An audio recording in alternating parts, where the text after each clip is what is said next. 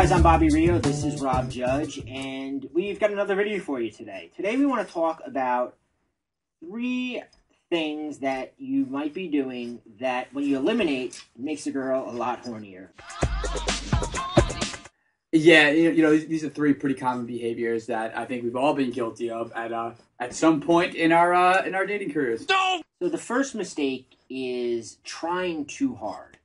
And I have a kind of a saying that though the person who tries harder holds less power.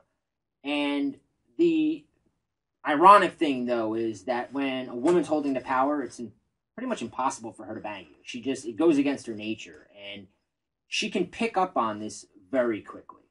Oh, yeah, that's the thing. I mean, it's almost like women have a sixth sense for this. Like, if you could see, I mean, I'm sure as a guy you've seen when someone, maybe at your job or just a friend you had in high school, who really, really wants to impress you or wants to be your friend, a lot of times they'll go out of their way to do it. You kind of pick up on it, and sometimes it's a little flattering, but usually it comes off either a little annoying, and what always ends up happening is you usually lose respect for that person. You realize that person sees you as having more value than them, and you kind of know that they're your bitch. Bitch is running wild, you had once said something that I thought was really, really key. You told me a technique you do with girls, and you said that, relating to try harder, it's like one of the things that a guy falls into is, let's say you're on a date with a girl or you approach a girl and you're talking to her.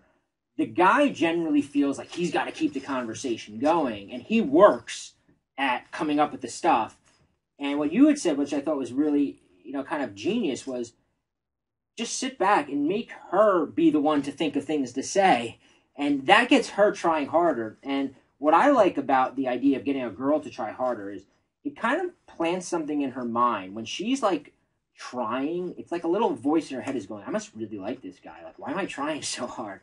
It's so true, and that's the thing. I mean, as a guy, when those wheels are spinning in your head, it's usually because you're so afraid of that awkward moment. You're so afraid of like there being that silence, and you think that silence is going to be some kind of vacuum that's going to suck out all her attraction. But in actuality, it's almost like a game of chicken, where if you can just kind of hold the line a little bit and be comfortable with that silent moment, she's going to feel the exact same feeling, and then she's going to scramble to what can I say to fill in this moment? Because I want to keep this guy's attention. I want to keep this guy talking to me. So a lot of the times, guys just need to like chill out, relax, and just take a deep breath and maybe count to 3 in your head, and you'll be surprised at how many times she's the one who's if you're playing chicken, she's the one to serve out of the way. She's the one who's to break that silence, and when she does, you hold more power. I love that chicken metaphor.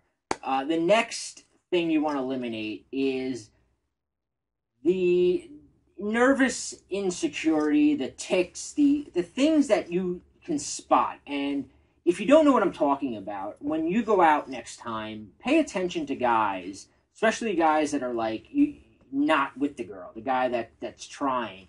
And you'll notice that there's certain things that guys do. Maybe it's like your voice. I know that, I'm a naturally shy person. I've been introverted throughout my life, and it was like, for me, being in front of a woman and having to kind of assert myself was very hard in the beginning.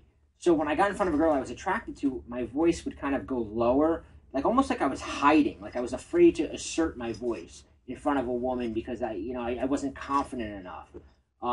It's funny you bring that up, because actually, I suffered from a very similar problem, but actually it was the exact opposite. My voice tends to go higher, and I've coached students, and again, I've seen guys go on both ends of the spectrum, but a lot of the times you'll hear guys, their voice ends an octave up, almost as if they're asking a question. So they're like, oh, how you doing? Oh, so how's your night going?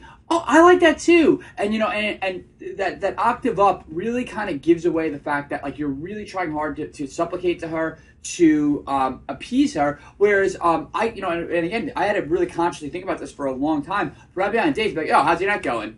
How do you like that?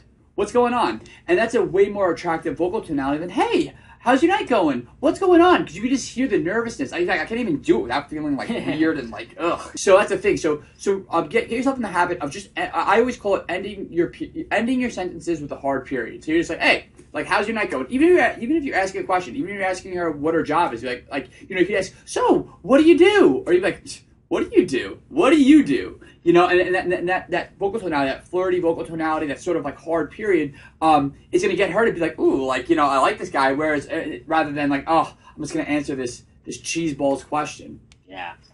So the third thing that you might be doing that you need to eliminate is letting a woman take the lead.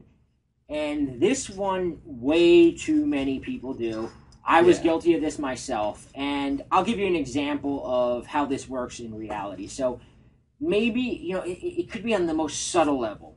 It could be letting her, you get in the car and you say to her, what radio station do you like? And putting on the radio station she likes. It could be when you ask a girl out saying, so where do you want to go? Where, you know, what are you in the mood for? You're putting the ball in her court. You're making her make the decision. And what happens is it kind of begins to turn into how the dynamic is. So what happens is later on in the night, she's going to be the one saying, let's go here, let's do this. And once she establishes herself in the more masculine role, her attraction for you plummets. I mean, there's no easy way to say it. Yeah, that's like a one-way trip to the friend zone. Yeah. One-way ticket. You